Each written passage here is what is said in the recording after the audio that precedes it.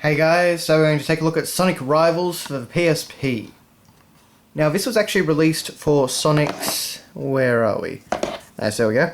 The 15th anniversary of Sonic, which was 2006. And this was a year where we got such gems as Sonic 06 and Sonic Genesis. So to be honest, this was actually probably the best thing to come out of the 15th anniversary.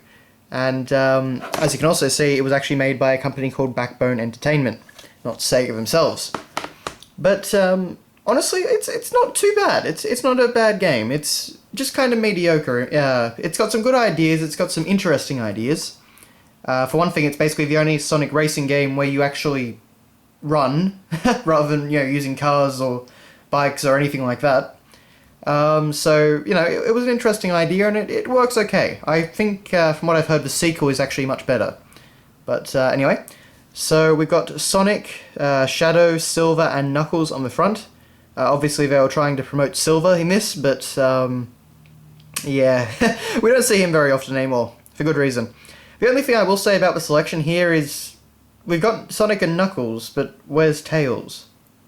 I'm going to say that Silver probably took his spot, but anyway. So on the side, just the PSP logo, of course, and Sonic Rivals, written very simply. By the G rating, of course, you can tell this is the Australian version. So get one over on your rival. So we have, just to list our characters, of course. Silver is the new one. Yay! But, it was a fairly early PSP game, so it looked pretty good. It played fairly well. It was mostly it was always on a 2D plane. So that was actually pretty novel at the time. Except it actually used 3D rendered environments. So it was a bit different to the Sonic Rush games in that respect. But yeah. And you could also actually have the system where you could win virtual cards and use wireless mode to trade with other players and improve your skills. I played this a lot at school with a friend of mine at one point, but yeah. But moving on, we have the manual, which just reuses the normal front cover, and it continues to reuse the images from the front cover. But as you can see, it's just black and white, which is pretty normal for a PSP manual, but always still a little bit disappointing.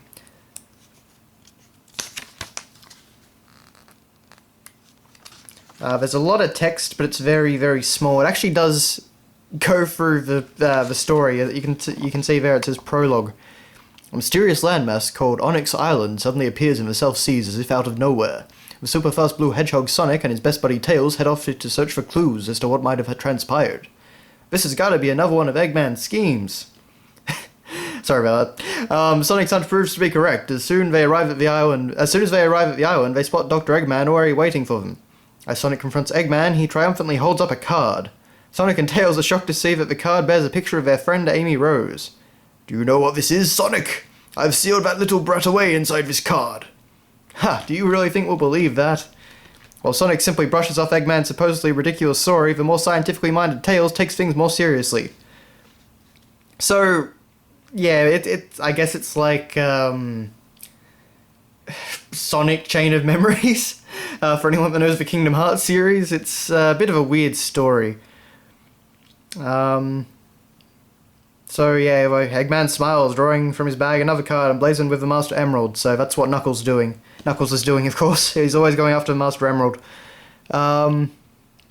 So basically, Sonic and Knuckles decide to race to see who can get the cards first. Yeah. So if you're Sonic, your motivation is Amy Rose, basically. And Tails. But, yeah.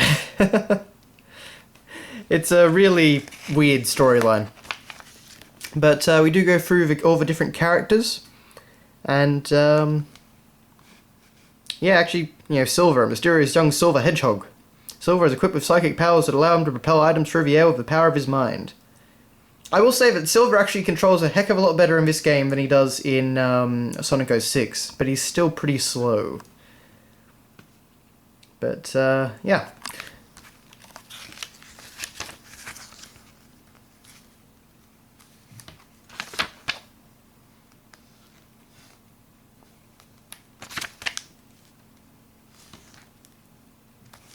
attacks, zones and acts. So, you know, we have Forest Falls, Coliseum Highway, Sky Park, Crystal Mountain, Death Yard, and Meteor Base. So, yeah, I love the fact that at the top it says there are a total of 6 zones with 3 acts for each zone. Except for Zone 3. But as you can see, it kind of takes more inspiration from the classic Sonic ideas than the later ones. It doesn't play anything like classic Sonic, even remotely. But, you know, it's a decent attempt. It was definitely, as I say, the best thing to come out of the 15th anniversary. And then at the end we have SonicCity.com. And just out of interest, I did check to see if this website still exists, and it does not. Or at least it timed out when I tried to connect to it, so yeah. I honestly can't, I'm pretty sure I did visit that at the time, but I cannot remember for the life of me what it was. But anyway. And then finally we just have the UMD, which as usual is kind of hard to figure out which way you actually put it. But I think it's just supposed to be an image of the first area, which as per normal is a Green Hill Zone ripoff, called, you know, Forest Falls, I believe I said before. But yeah.